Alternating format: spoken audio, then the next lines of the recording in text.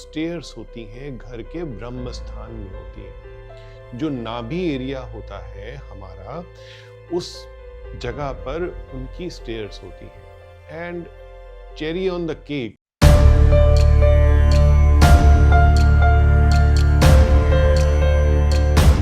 सब कुछ स्टक पड़ा है जिंदगी में, कुछ समझ भी नहीं आता क्या करें। लॉसेस या जो भी हमारी लाइफ होती है ना, उसके अकॉर्डिंगली हमारी जिंदगी में कुछ ऐसी चीजें आ जाती हैं, कुछ ऐसी ट्रबल्स आ जाती हैं कि हमसे सॉल्व ही नहीं होती और कुछ समझ ही नहीं आता। नमः शिवाय। वास्तु ठीक करनी है हमारी एक ये बहुत बड़ी जिम्मेवारी होती है, जिसको हम एक जिम्मेवारी की तरह नहीं लेते हैं। तो मेरी सजेशन है कि आप वास्तु को एक रिस्पॉन्सिबिलिटी की तरह लीजिए। समझिए कि कैसी वास्तु आपके जीवन में है जिससे आपको सुख और दुख एब्जॉर्ब करने में ट्रबल्स ना हो। क्योंकि जब सुख आ जाते हैं ना, तो हम केयरलेस हो जाते हैं, हम अपना ध्यान नहीं देते, हम फ्यूचर प्लानिंग नहीं करते, हम कॉशियस नहीं होते, और वही गलती होती है हमसे। घर खरीदते वक्त घर की जो चकाचौंध होती है ना, वही देख लेते हैं और कहते हैं कि सब बढ़िया चल रहा है, हमारे कर्म अच्छे हैं, हमारी मेहनत अच्छी है और भगवान की बहुत मेहर है। भगवान की मेहर हर किसी इंसान पे है, हम लोग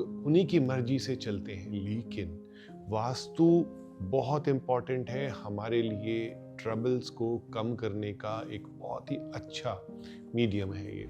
मेरे पास जब लेआउट्स आते हैं यूएस से, कनाडा से, मैं उन लेआउट्स में देखता हूँ कि 50 to 60% जगह पे उनकी जो स्टेयर्स होती हैं घर के ब्रह्म स्थान में होती हैं। जो नाभि एरिया होता है हमारा, उस जगह पर उनकी स्टेयर्स होती हैं। And cherry on the cake, उस स्टेयर्स के नीचे वो लोग टॉयलेट बना देते हैं। इतनी ज्यादा ट्रबल्स होती हैं कभी कभी ऐसी फैमिलीज में, बिल्कुल भी कोऑर्डिनेशन नहीं होता। जिंदगी तो चलती है, कभी कभी क्या होता है ना, हम सामने वाले को देखते हैं, ये बहुत खुश लग रहा है हमें, लेकिन उसकी खुशी जो होती है वो ओरिजिनल नहीं होती। हमें इन चीजों को नजरअंदाज नहीं करना चाहिए। आप अपने घर का सेंटर देखिए।